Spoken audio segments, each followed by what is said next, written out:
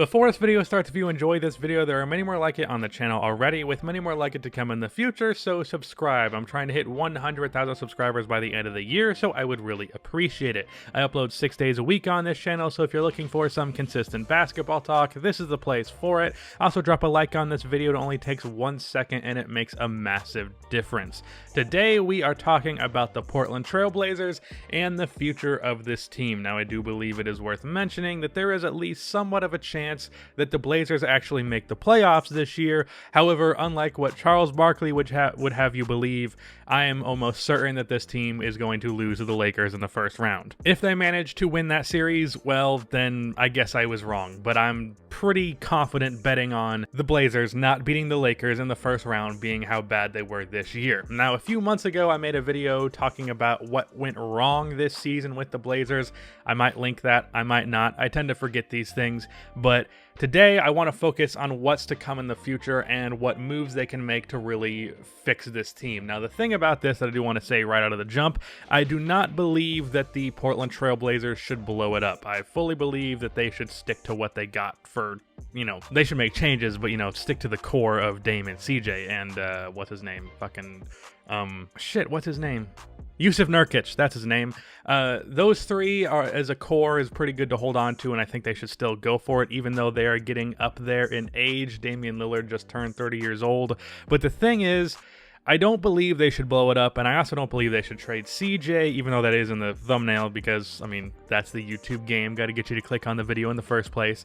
But the thing is, even though these two have been together for a while, they really haven't had a team properly built around them. The closest to a team built properly around them was last year when they made their way to the conference finals. And I think if you build around them even better than you did that year, you could get some real, actual good basketball. And I'm not going to say you're going to make the finals, because to be honest, I don't see there's any avenue where they're better than the Lakers or Clippers, but there's at least an avenue where they can make it to the conference finals and actually give them a fight.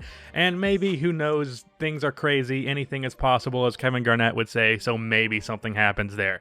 But basically, from the jump, Dame and CJ, as well as Jusuf Nurkic, keep those guys around and try and build around them. Now, what worked for them in the past, the last season, that they abandoned in the offseason, was they put a lot of defenders around these guys, and they just allowed them to be the offensive powerhouses that they are.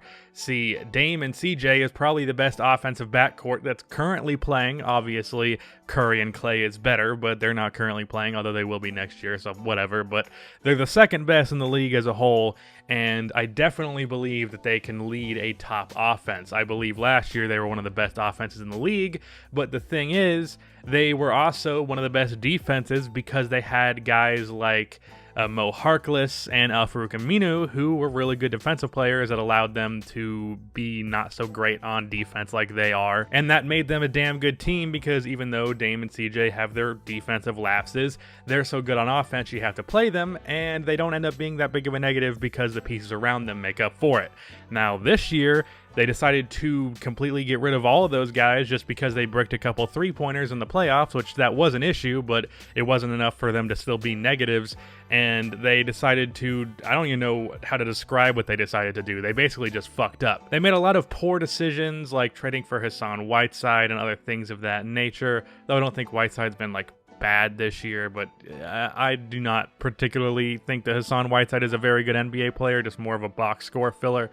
But this team needs some defenders around them, and preferably you get defenders that can also shoot the ball. The problem with Mo Harkless and Al-Farouq Aminu, which I believe is what they were trying to get around, was the fact that they just simply could not shoot the ball. Now, their three-point percentages would indicate that they were okay at it. I think three-point percentage, especially when you're a shooter like them who really only takes wide open threes, can really be lacking in context when you look at Al-Farouq Aminu shooting in the mid to high 30s from three. We all know he's not really that good of a three-point shooter. He just gets the best looks imaginable because teams leave him open. That's not actually a really good shooter. And as a result, in the playoffs, there would be a lot of times where particularly Al-Farouq Aminu, but also Mo Harkless would be open for three, and they would completely flub it. So ideally, you get some 3 and D players, not just D and kind of 3 players, and you put those guys around Dame and CJ. Now, the question is, How exactly do you do that? Well, first of all, there are definitely a couple 3-and-D prospects in this draft. I know there was one because I was originally planning on actually doing a Blazer series over on my second channel. By the way, that Hawk series is probably dead. I mean, I accidentally deleted all of the playoff games that I recorded. So, yeah, that's a thing. But I'll try and fix that. I don't know. Maybe I'll get to it. Who cares? Probably people do, but I don't. Actually, I do. Right now, I mean, they have Trevor Ariza, and he had a good 21 games with them. The problem is that he has been on a pretty steep decline the past couple of years, and while his three-point shooting was good now, it hasn't been amazing, and his defense isn't what it used to be. Hopefully, he can be a good 3-and-D player for them, but I don't think he should be a guy that's getting 33 minutes a game. I think that's showing that they're really relying on him when they really should not be. I do not like Carmelo Anthony. I do not believe that he is a positive player whatsoever, so I would move on from him. Hassan Whiteside's okay as a backup center. Like, just a guy who's a really good rebounder and can finish in the paint and at least be a shot blocker, even if his defense outside of that is pretty mediocre. But the problem with that is he is not a guy who's really comfortable coming off of the bench, I don't think. Maybe if he was, then hold on to him, but he probably isn't. He's probably going to go somewhere that's going to give him more money than he deserves. Rodney Hood, I don't think it's great that Rodney Hood is the third best offensive player on this team. I feel like you should get another guy who's like a 15 point per game score or better, and you don't really have that. Really, the avenue has to be free agency and the draft. I don't remember the name. What I was mentioning with that Portland series that I was going to do, I remember there was a 3-and-D guy that was going later in the first round whose name completely escapes me now, but he was someone that had potential to be good on defense and with the three-point shot. There are a couple of other guys that I've heard about. I would definitely recommend drafting Desmond Bane, as I would really any NBA team, but I'd specifically recommend that to the Blazers because he's the type of guy that could really be an impact three-point shooter and defensive player for them. Also can bring some playmaking, which actually wouldn't hurt these guys because outside of Dame, there really isn't much playmaking on this team. Really, that's just the main thing. Like, get some 3-and-D guys, and also Yusuf Nurkic coming back would be huge. Like, I don't think people realize just how good Nurkic was with the Blazers because it was such a short period of time. But Nurkic, Dame, and CJ, I don't remember exactly what it was, but I know them three together had one of the best net ratings of any trio in the league because they're just all fantastic together. So getting Nurkic back and then find a small forward and power forward who can both shoot the three ball and play some really good defense. Now, just to name a few guys who might be available who fit that category, Otto Porter Jr. is one. He is probably going to pick up his player option, being that he had a really bad season this year and barely played, so probably not going to be able to get him.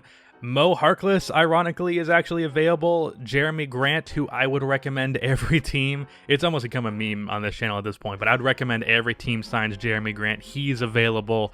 Jay Crowder is going to be available.